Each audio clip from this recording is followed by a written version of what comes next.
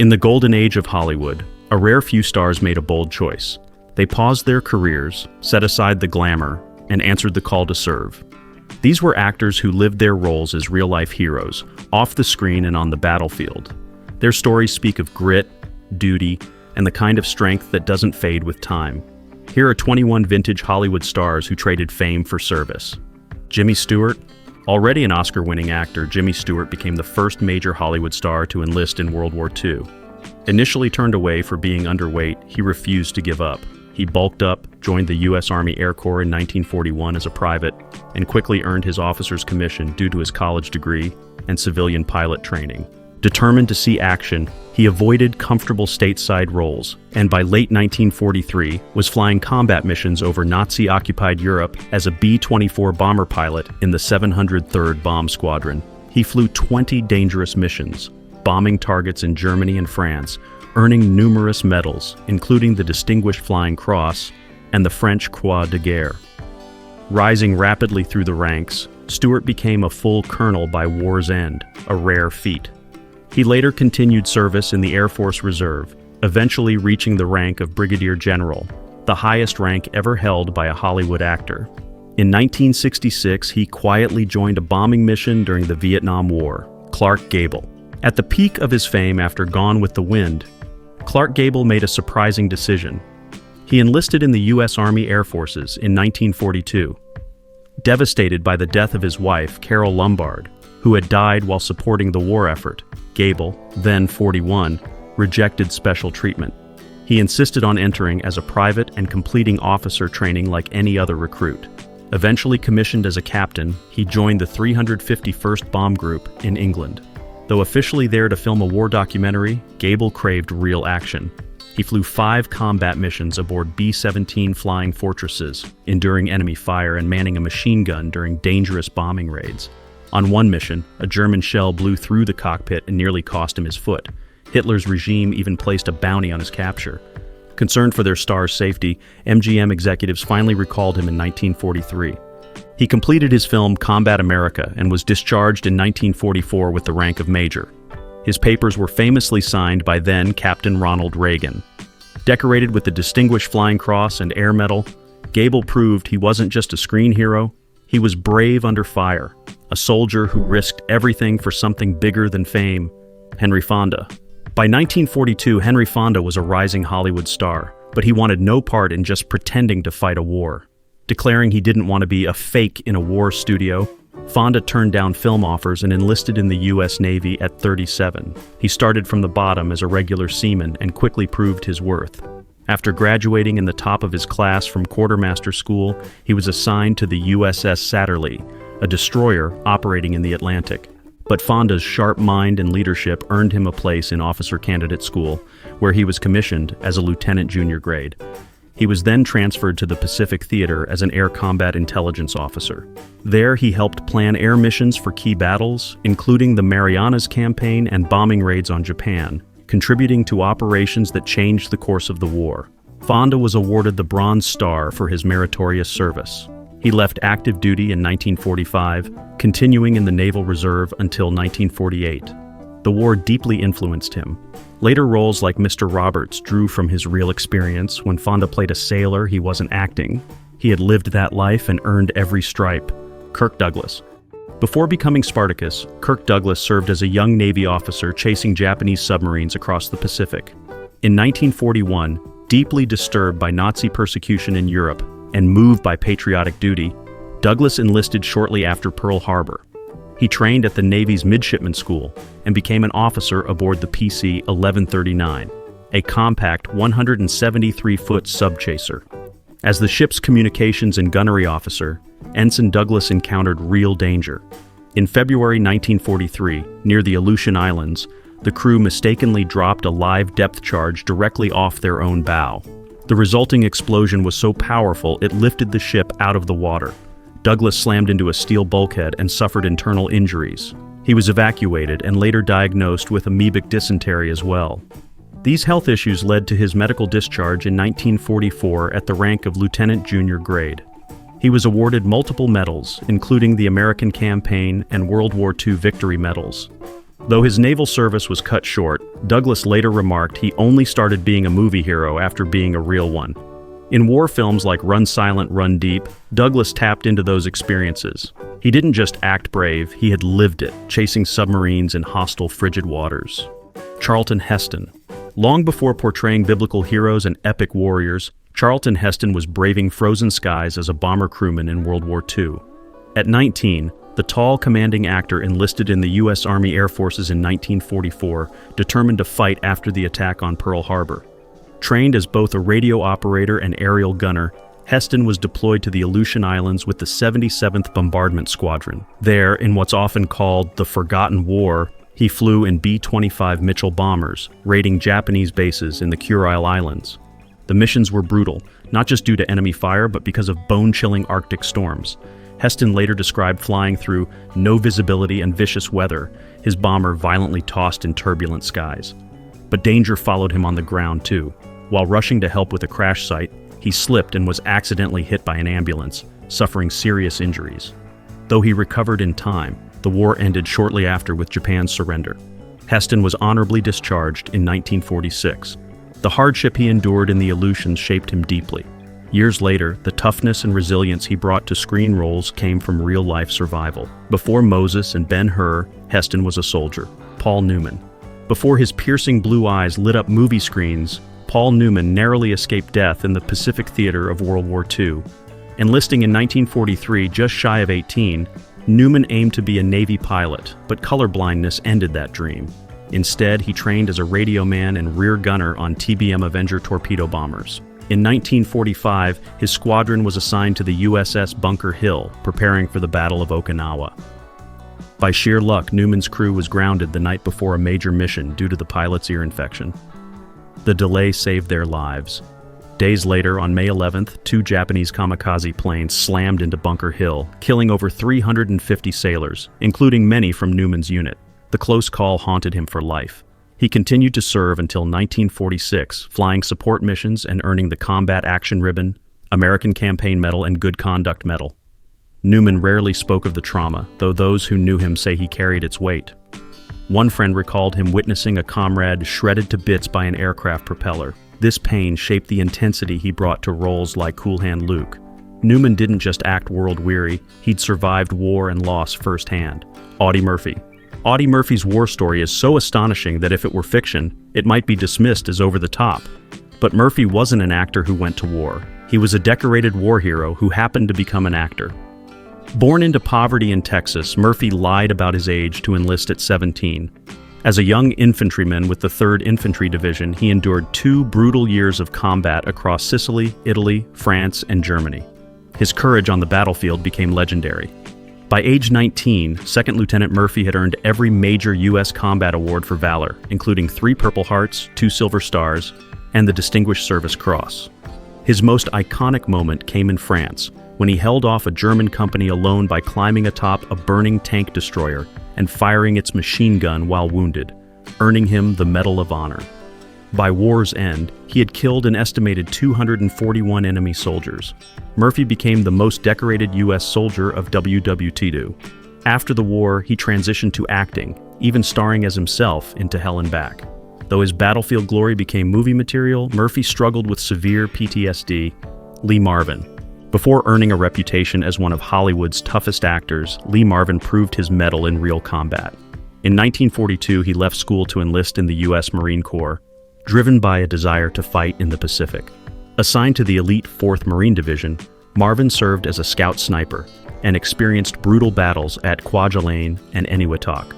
But the turning point came during the invasion of Saipan in June 1944. His unit was ordered to take Mount Tapachau, a critical Japanese stronghold. On June 18th, during intense fighting, Marvin was shot by machine gun fire in the buttocks, severing his sciatic nerve.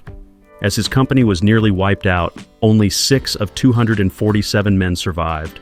Marvin lay helpless in a cane field, eventually dragged to safety and evacuated.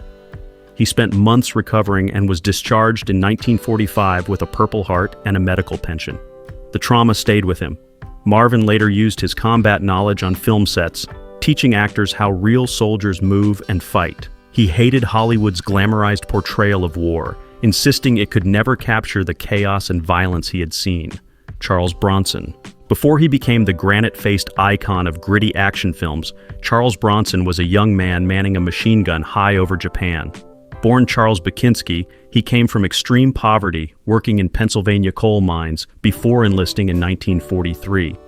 At age 21, he joined the U.S. Army Air Forces and trained as a tail gunner on the B-29 Superfortress. By 1945, Bronson was stationed in Guam with the 39th Bombardment Group, flying 25 high-risk missions against Japanese targets. As a tail gunner, he faced enemy fighter planes and anti-aircraft fire, crammed in an icy, unpressurized turret at 30,000 feet. On one mission, he was wounded in the arm and later awarded the Purple Heart. Yet Bronson found military life more comfortable than his childhood, once saying, "I never had it so good as when I entered the Army." After the war, he used the GI Bill to study art and eventually pursued acting. His stern, unshakable presence on screen wasn't just good acting, it was shaped by real combat. Charles Bronson wasn't just playing tough. David Niven.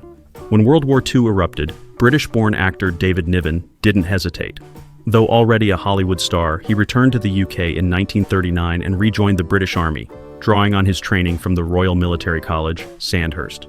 Eager for frontline duty, Niven transferred into the Commandos and was eventually placed in charge of A Squadron, GHQ Liaison Regiment, better known by its secret code name, Phantom.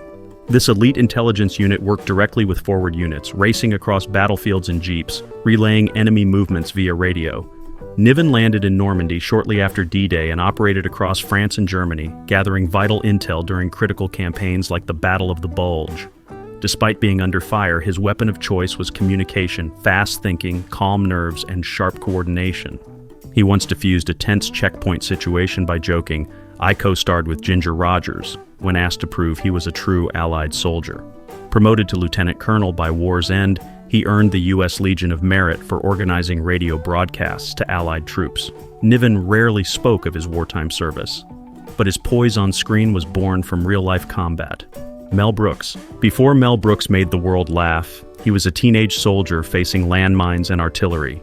In 1944, at just 17, he enlisted in the U.S. Army and was assigned to the 1104th Engineer Combat Battalion. As a combat engineer, Brooks didn't carry a rifle.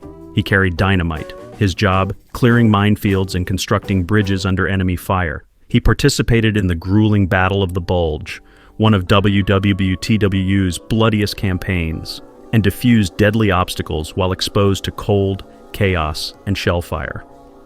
Brooks later joked that he hated both combat and engineering, calling his assignment ridiculous, but it was no laughing matter at the time. Despite the dangers, he brought levity to the front lines. When German loudspeakers blasted propaganda, Brooks retaliated by blasting Al Jolson songs back at them through his own speaker setup. The absurdity of war stayed with him, and so did his sharp eye for irony. Discharged in 1946, Brooks went on to turn his experiences into comedic gold, creating The Producers, Blazing Saddles, and more. Elvis Presley. At the peak of his fame, Elvis Presley stunned the world, not with a song, but by reporting for military service. Drafted in 1958, the 23-year-old king of rock and roll paused his skyrocketing career and entered the U.S. Army like any ordinary American. He refused special treatment, completed basic training at Fort Hood, and was later stationed in West Germany with the 3rd Armored Division. Assigned as a jeep driver in a tank battalion, Elvis performed routine military duties, guard duty, vehicle maintenance, and drills, just like every other soldier. Off-duty, he practiced karate, strummed his guitar, and showed great generosity, donating his pay to charity and buying extra gear for fellow troops. He even purchased televisions for the rec hall so others could enjoy some entertainment. During his service, Elvis met Priscilla Beaulieu, who would later become his wife. He earned steady promotions, finishing his 2-year tour with the rank of sergeant and receiving the Army Good Conduct Medal. Many feared military life would derail his stardom, but it had the opposite effect. When Elvis returned in 1960, his humility and patriotism won America over again. Tyrone Power. Tyrone Power didn't just play heroic pilots on screen, he became one in real life. At the height of his fame in 1942, he paused his career and enlisted in the U.S. Marine Corps. Already a licensed private pilot, Power trained extensively and earned his wings as a Marine Corps transport pilot. Assigned to VMR 352, he flew the Curtiss R-5C Commando across the Pacific, hauling vital supplies and evacuating wounded troops from combat zones like Iwo Jima and Okinawa. Power flew over 100 missions under hazardous conditions, often landing under fire to save lives. He rejected special treatment, choosing to serve like any other Marine. On one daring occasion, he volunteered for the Hump, a treacherous route over the Himalayas known for extreme danger, to support Chinese and American forces. For his courage and dedication, Power earned the Air Medal and 2 battle stars. After his 1945 discharge, he returned to Hollywood, where his roles gained emotional depth, especially his portrayal of a troubled veteran in The Razor's Edge. But no script could match his real-life heroics. Power's service wasn't just patriotic, it was personal, courageous, and selfless. Mickey Rooney. Mickey Rooney may have been Hollywood's biggest teen star, but during World War II, he set fame aside to serve. Drafted in 1944, Rooney spent nearly 2 years in the U.S. Army, not as a frontline soldier, but as an entertainer for troops in some of the most dangerous war zones. As part of the Army's American Entertainment Unit, technician 5th grade Rooney performed on makeshift stages across Europe, often under enemy fire. He once joked that he was so close to the front he could see German muzzle flashes during his show.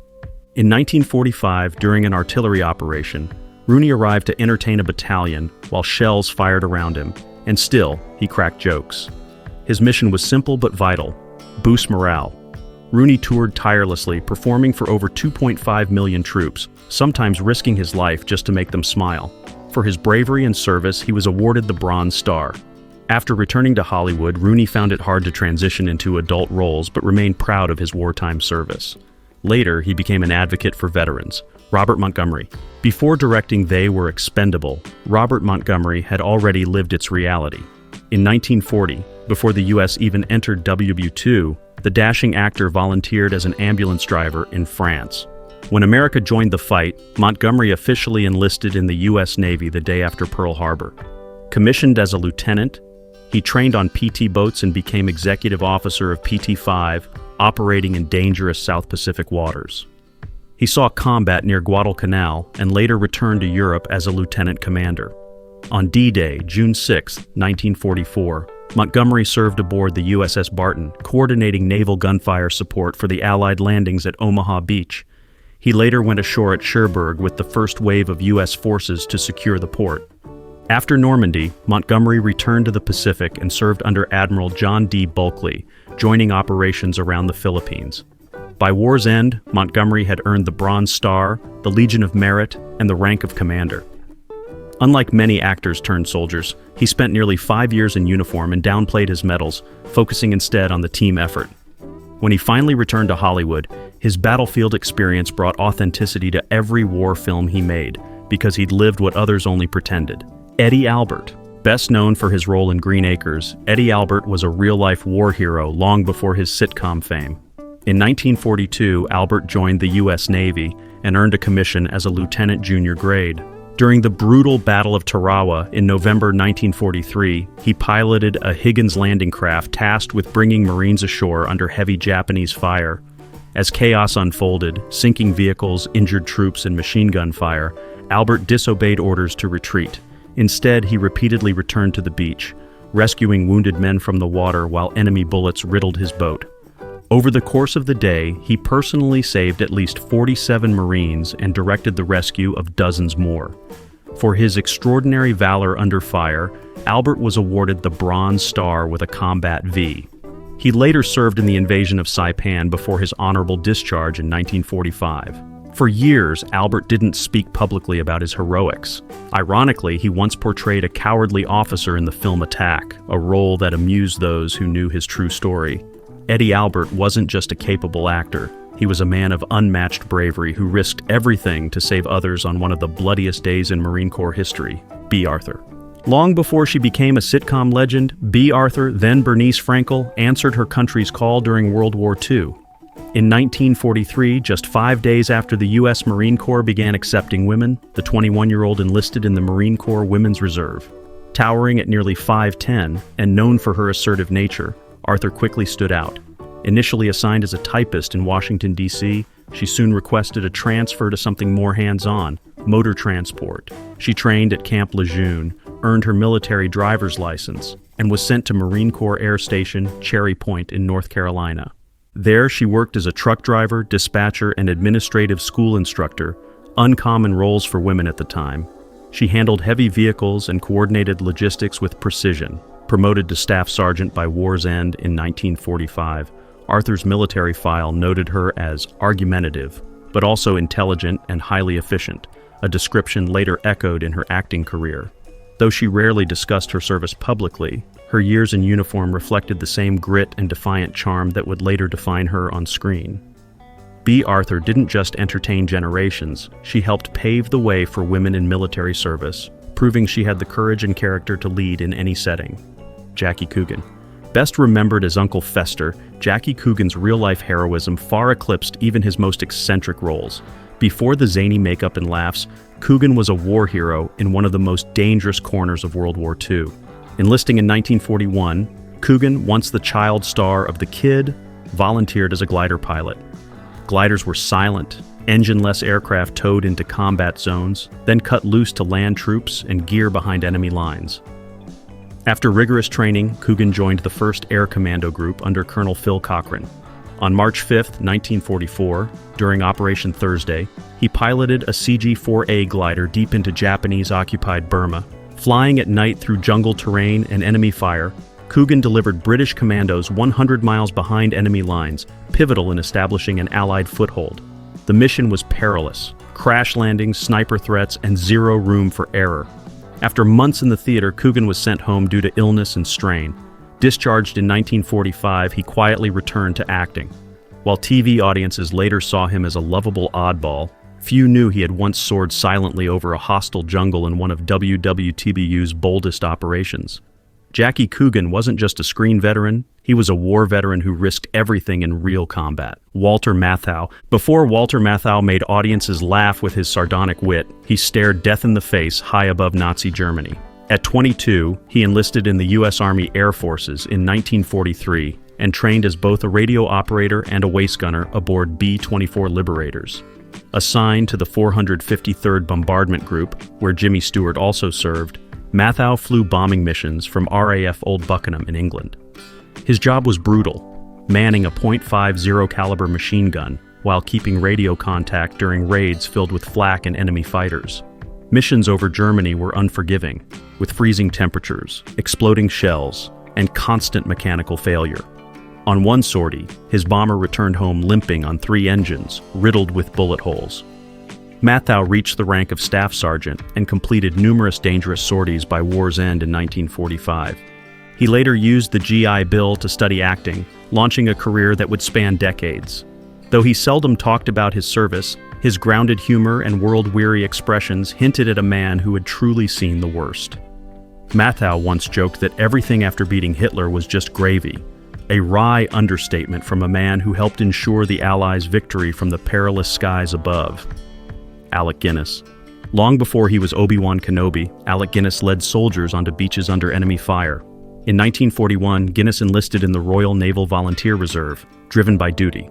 Commissioned in 1942, he took command of landing craft infantry LCI vessel LCI 124, part of the Allied invasion of Sicily. During Operation Husky in July 1943, a timing miscommunication led Guinness to land his 200 troops, a Scottish Black Watch battalion, an hour early, making them the very first Allied soldiers ashore. Though later scolded, Guinness wryly replied, "In show business, the curtain rises when advertised. Perhaps the Royal Navy might learn from that." His dry humor became legend. He went on to ferry supplies, special agents, and resistance fighters through Italy and Yugoslavia, participating in the invasions of Elba and Anzio. In one mission, a storm destroyed his vessel, but Guinness survived. Discharged in 1946 as a lieutenant, he never glorified his service, but carried it quietly with pride. Though he earned no gallantry medals, he won respect for calm leadership and bravery. His performances afterward, nuanced, reserved, deeply human, hinted at the quiet resolve of a man who had once accidentally led the Allied charge onto a hostile beach and lived to laugh about it. Christopher Lee. Christopher Lee didn't need fiction to seem larger than life. His real wartime exploits rivaled anything he ever portrayed on screen. When World War II broke out, Lee joined the Royal Air Force, hoping to fly. Grounded by medical issues, he shifted into intelligence work and soon found himself behind enemy lines with the Long-Range Desert Group, the forerunners of the SAS in North Africa. Lee took part in daring sabotage missions across Libya, destroying German planes and disrupting supply lines. Later, during the brutal Italian campaign, he was attached to Gurkha units and fought in battles like Monte Cassino.